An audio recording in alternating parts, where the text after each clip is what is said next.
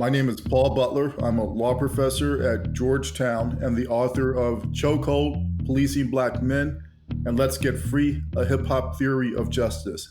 I've known Diane Rehm for at least 25 years. I've been a guest in her program. What I appreciate about the podcast is she is still up to date, and she still keeps her listeners up to date with what's in the news right now. I'm really glad that she still has this forum, that we still have this opportunity to process the news. I think a lot of us find Diane's voice a comfort. That's why she's so good at what she does.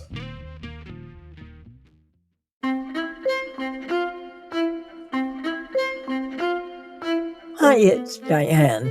On my mind, how far Western allies will go to stop the war in Ukraine.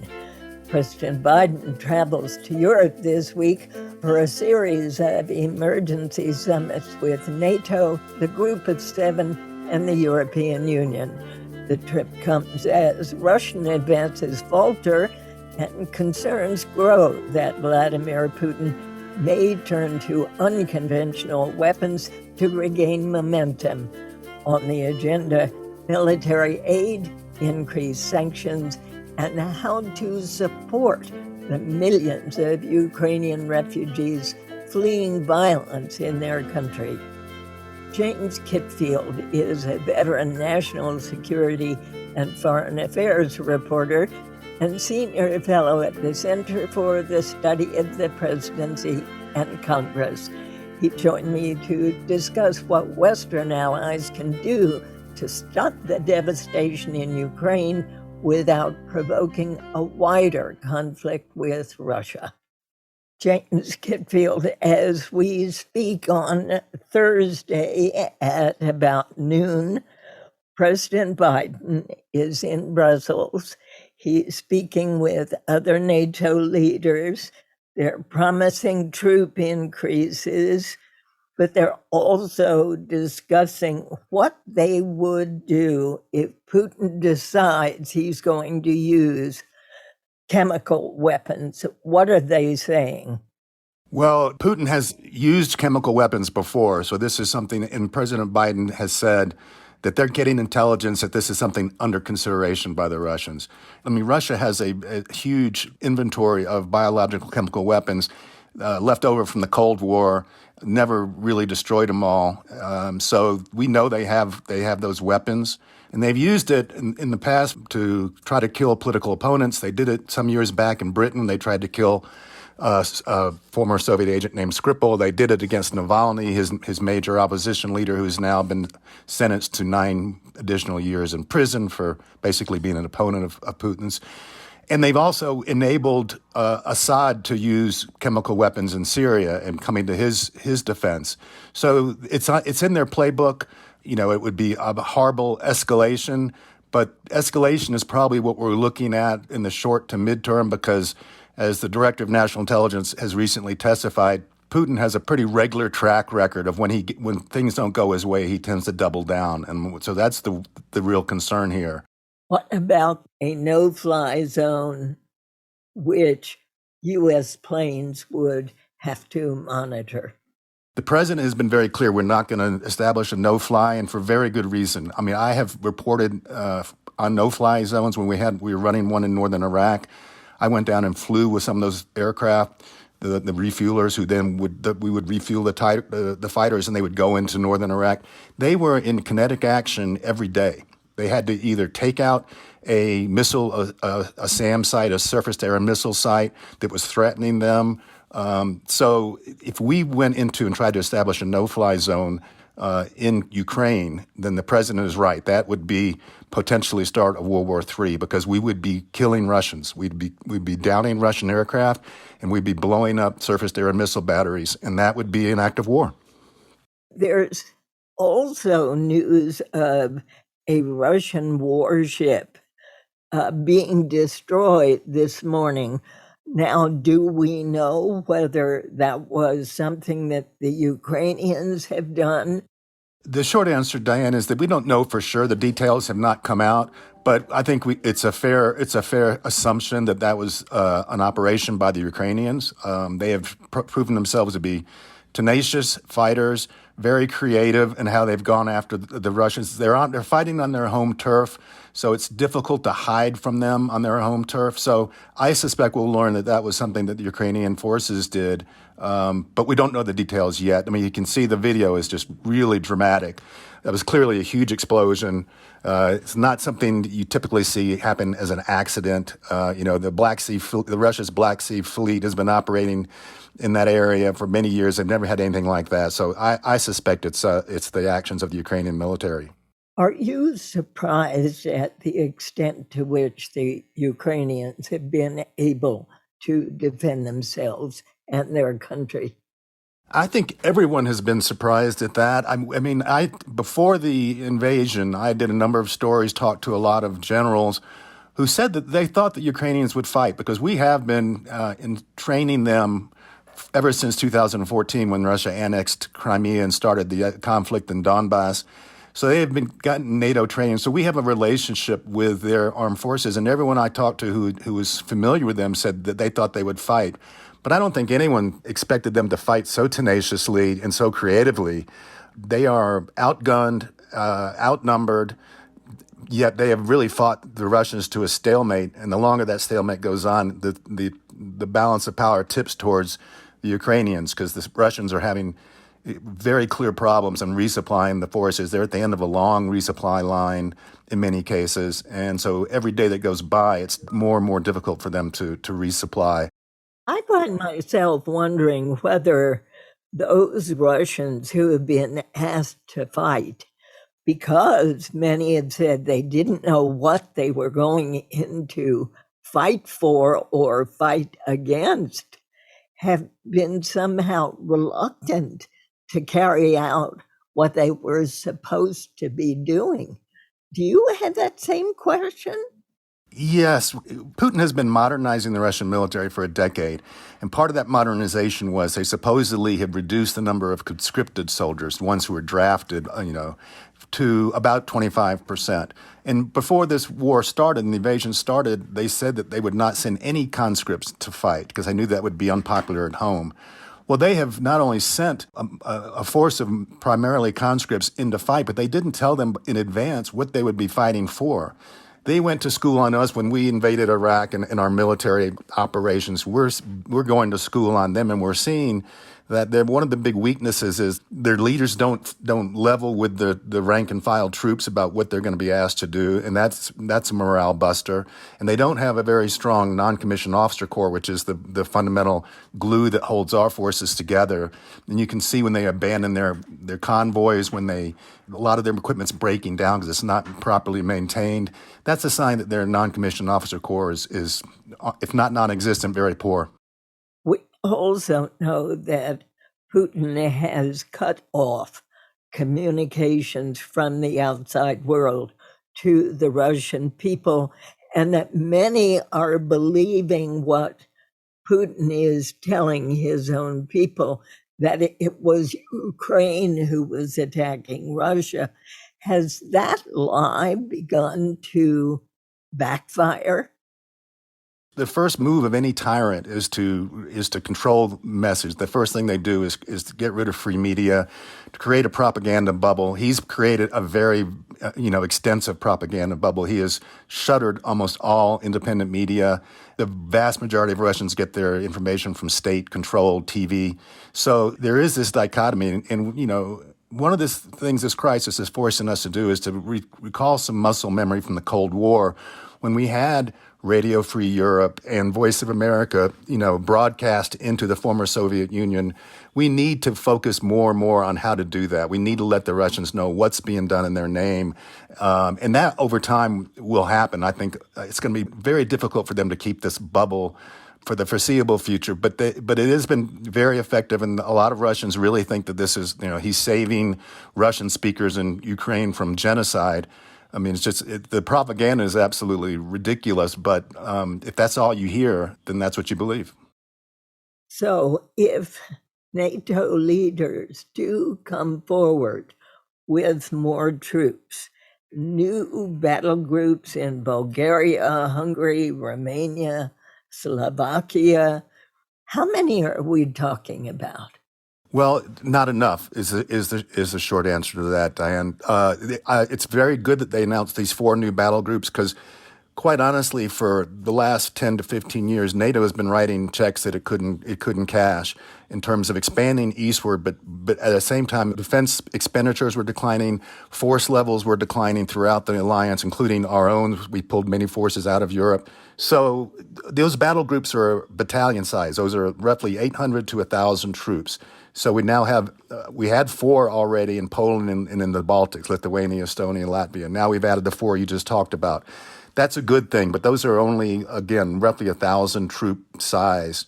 They're basically tripwire forces that would allow you then, if you dare attack a NATO country, you're gonna face resistance. But we need more troops, and that is something that's probably going to be announced in June at a NATO summit that's already planned. That's going to look at the force levels down the road, and we're going to need. I talked to 2 former Supreme Allied commanders and the former chairman of the Joint Chiefs of Staff, Martin Dempsey, and they all said we need to have another. We took 2 core headquarters out of Europe.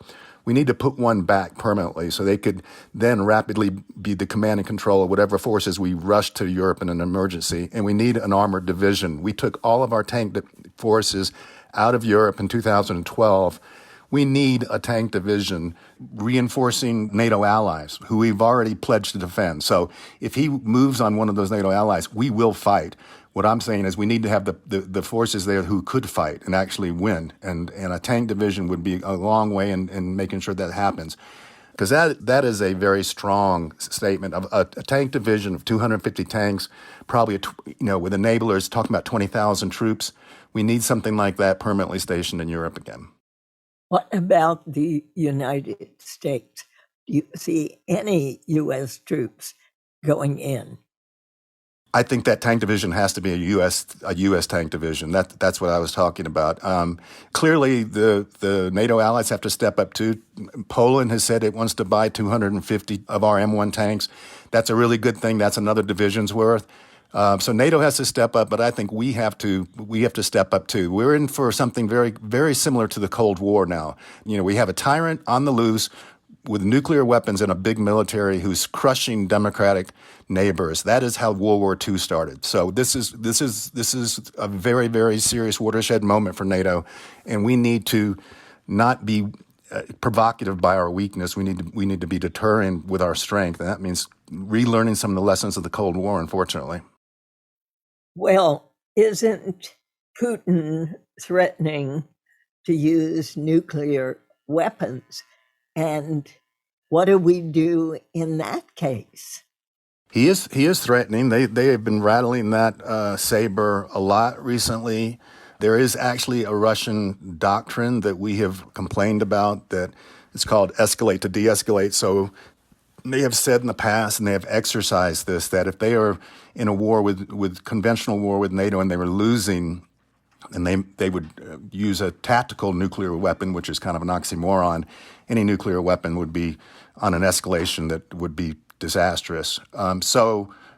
We have nuclear weapons too, and they know that. And so we have to communicate in the clearest sense to them that any use of nuclear weapons would be catastrophic. It would be catastrophic for us, but it would be catastrophic for them. And I don't think NATO's going to roll over just because he's rattling that saber, but it's very irresponsible for them to do that. But you're talking about a tyrant who he's got a small, tight circle, and he is the one decider. And that's a very dangerous government that Russia has allowed itself to become, because one person who has definite megalomaniac traits, having all that power is a very dangerous thing. Has he backed himself into a corner already? And doesn't that make the possibility of his using nuclear weapons that much greater? Unfortunately, yes. He has backed himself into a corner, that he's bitten off more than the Russian military can chew, and that's become very clear. So, we're trying to make what he's doing painful to him with these sanctions and with these rushing really an astounding amount of weapons to the Ukrainian government and military. So we're trying to make this painful for him so he'll reconsider. But yes, I mean, like I said, he tends to double down when he doesn't get his way. So this is a very perilous moment. There's no doubt about that. The only hope is that you create off ramps where he says, okay, I'm not going to achieve my goals this way. And we find some face saving out for him, in which, the Ukrainian president, who's been absolutely heroic, has already said he's willing to forego perhaps the idea, the dream of joining NATO and being neutral. And that's something that's actually a huge concession by him. And that should be something, of a face-saving way out for Putin. But, he's gone maximalist here, so it's going to be tough for him to back down. And that's what happens when you overreach like this. Do we know what kinds of losses Russia has suffered? There are not really reliable figures, but the Russia military newspaper came out and said that there was something like 7,000 killed in action already. NATO has put out the estimation of 7,000 to 15,000 Russian troops, which would be absolutely astounding number. They lost about that in 10 years of war in Afghanistan. We lost much less than that in the wars in Afghanistan and Iraq over 20 years. So that's an unsustainable level if it's true. And if it's true, even if at the lower number, 7,000, then you probably have to say it's probably 25 to 30,000 wounded and captured. They can't sustain that level of loss. And you've seen them, plead for reinforcements from Syria. The mighty Russian military, after a month of fighting, is pleading for Syrian reinforcements. That's not a good sign. It's not a good look for them. Now a quick break. When we return, the rest of my conversation with James Kitfield.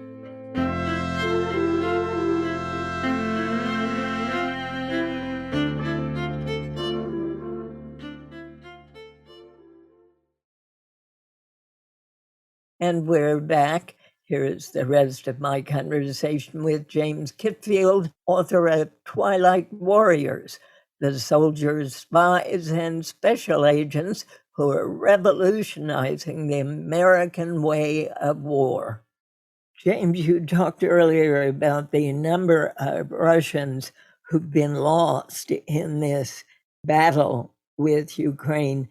What are the people back in Russia saying about this number of losses? Do they know how many have been lost? Well, they're not being honest with the Russian people, but you can't hide a funeral. So this is what basically led to them, giving up in Afghanistan eventually was, the mothers of Russia started basically coming out and saying that we will not stand for this any longer. So this is a big problem for Putin. He can't keep secret forever losses of people. Those are people who don't come home again. And those are empty chairs at dinner tables. So he can't keep that secret forever. But you can bet he's not leveling with the Russian people about the extent of the casualties that they're suffering. So the greater the number of losses, the greater the Ukrainian achievements, at least in holding the line, that makes Putin more dangerous, doesn't it? It does. Unfortunately, it does. I mean, and this is the problem you have with dictators and tyrants when they try to crush neighboring countries and they don't succeed as they had broadcast. They thought this was going to be very easy. The Ukrainians would fold, the West would be divided. And he miscalculated that. So now he's having to deal with that miscalculation. He's a strong man who basically his power comes from the perception that he is the strong man. If he's shown to back down or shows weakness, he believes it's a threat to his own life. So this is a very perilous moment. There's no way to color it otherwise, Diane. It's a very perilous moment.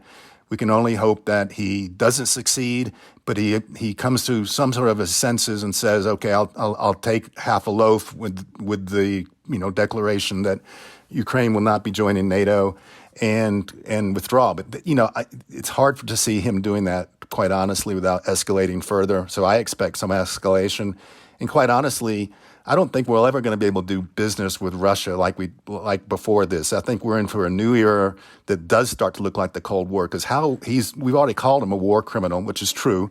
They are purposely attacking civilian targets. We've seen that in Mariupol and other places. How do you deal in regular business with a war criminal? So this is the start of a new era. It's an unfortunate start, but it was brought about by his own megalomania.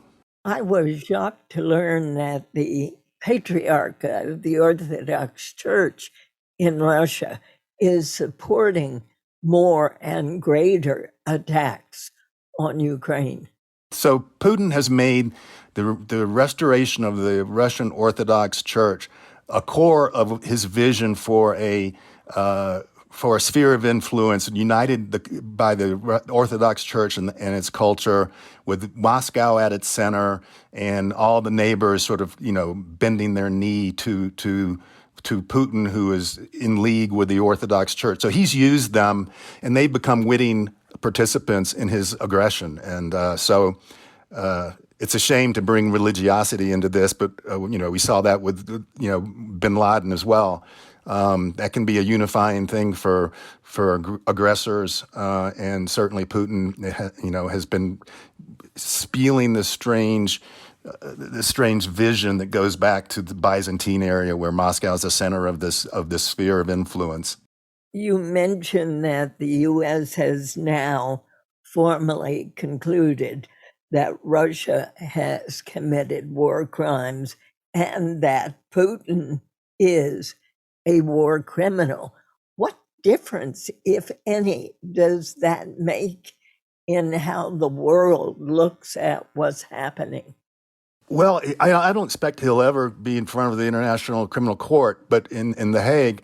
But what it'll do is it'll make it very hard for freedom-loving countries to do regular business with Russia. That means these sanctions are not likely to be lifted. There may be some trade-off of sanctions for concessions from Russia, but I don't think the sanctions will be fully lifted in the foreseeable future, because how do you do business with a war criminal? So I think, we're already announcing this week that we're going to try to send more liquefied natural gas to Europe to make up for their dependence on Russian energy. That's a long-term project, but I think it's going to start. I think we're going to have a lot less trade and basically normal relationships with Russia as long as Putin's at the helm, because, as you say, he's a war criminal and he's an aggressive tyrant. I mean, the oppression that he has implemented at home is horrible. And now he wants to do that. He wants to export that to all his neighbors. It's no wonder the Ukrainians don't want any part of that. If you look at what life in Russia is like and what life in Ukraine is like, that's why they're fighting so hard. No one's going to roll over for him, this guy. Like I said, we're in for a period that I think is going to stretch out quite a long time. He has concentrated power even more so than during the Soviet Union. When they had the Politburo, you had to at least convince before you would, attack a neighbor, for instance. He doesn't have. There's nothing like that. There's no institution. There's a break on his sort of vision of what he wants Russia to become. So it's a tyrannical society. If you protest, like 6,000 Russians have already protested this war, they're immediately arrested, and they passed a law that you can be put in prison for 15 years. You can be put in prison for 15 years if you just report the truth about this invasion. So it is a dystopian, total totalitarian state now. So how effective are these sanctions as you see it now? Republicans in this country have said Biden should be doing more and more and more. How much more can he do without hurting countries like Germany, who are relying still on Russian energy sources? Well, I am one who thinks these sanctions are unbelievably, and so do the Russians think so too. They're unbelievably strict. We've never even tried anything like these sanctions. Partly we tried them against Iran, and we really ruined that economy. But this is a much bigger economy. They cannot get access to foreign reserves. They cannot do banking on the SWIFT system, so that means that their banks can't do transactions in foreign currencies. We've frozen $400 billion of their foreign reserves that they cannot access. We have cut, almost all trade. Almost all of Western companies have pulled out of Russia.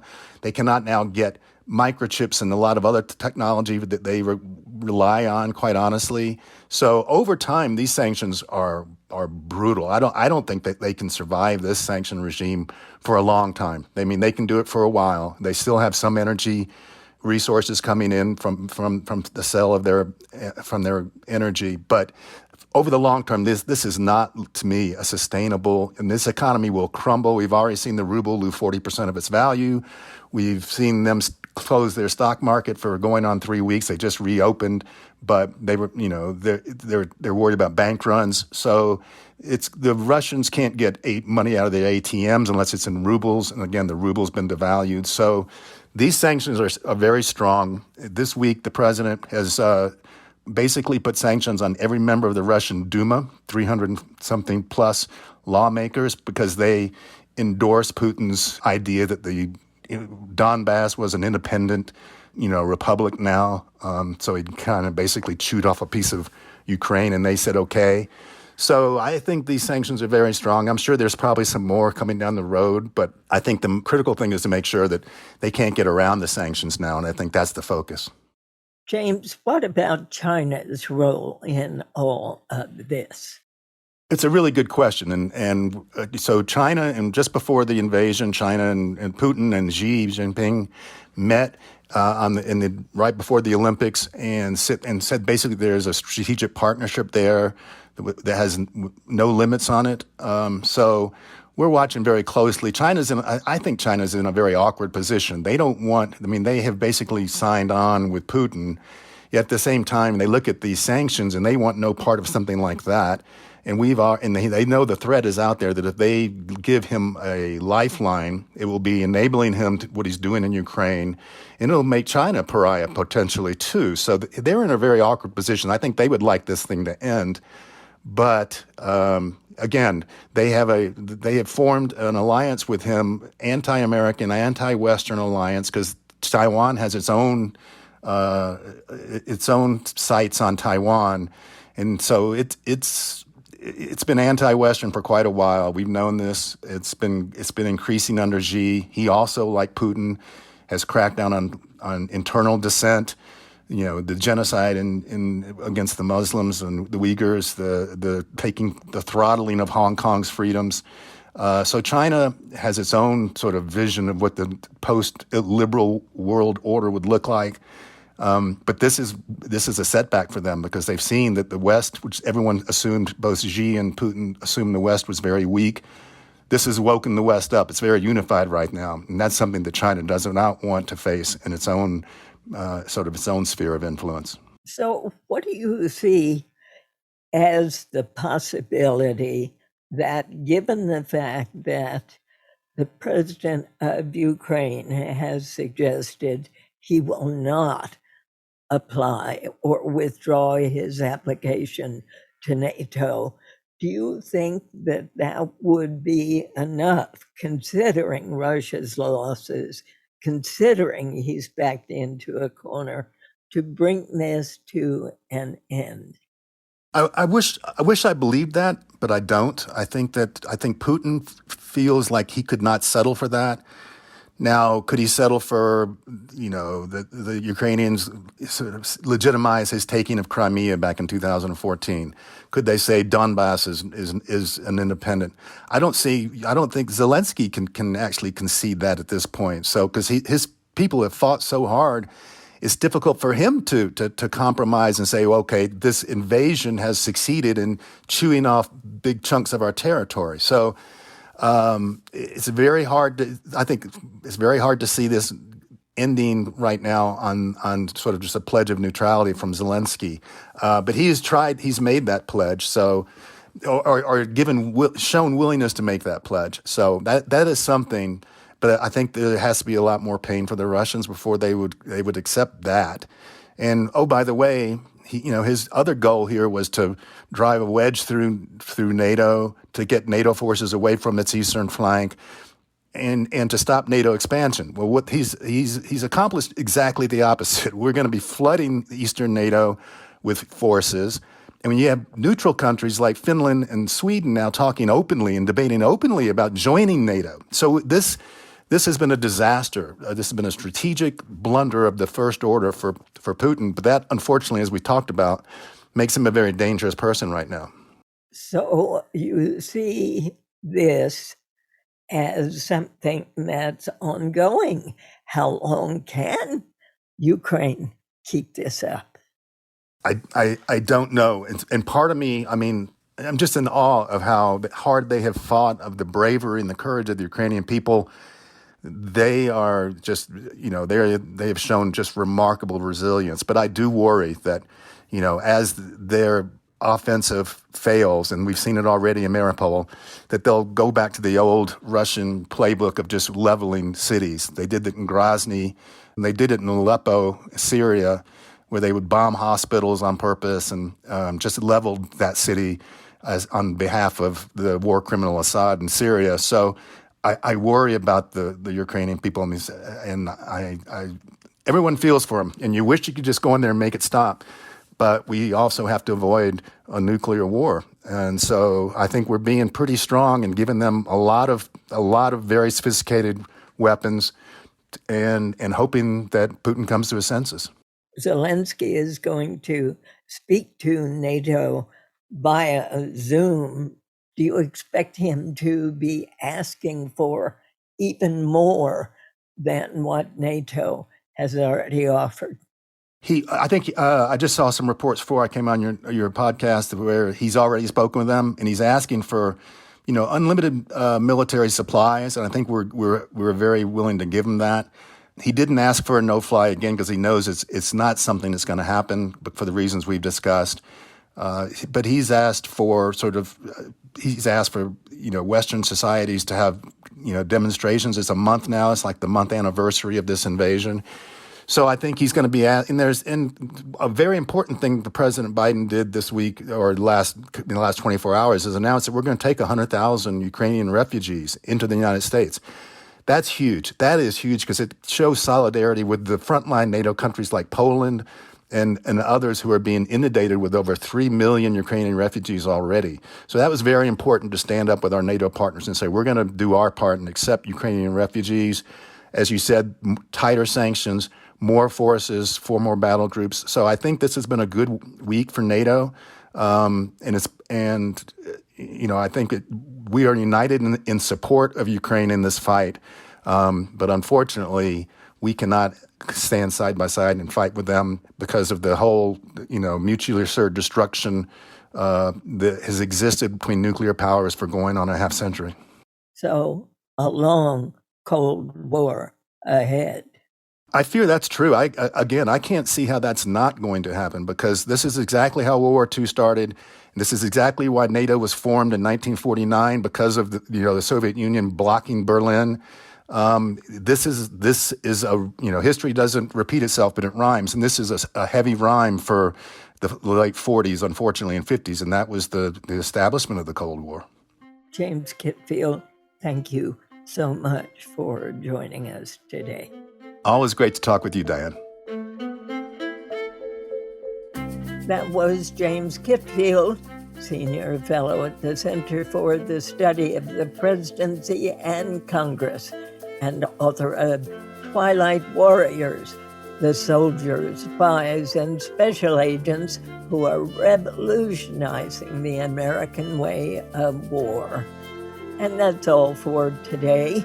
We welcome your feedback and suggestions. You can find us on Facebook and Twitter or send us an email, drpodcast@wamu.org.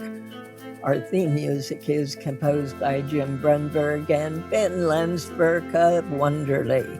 The show is produced by Allison Brody. Our engineer today is Adrian Danhauser. Thanks for listening all. Be well, stay safe. I'm Diane Rehm.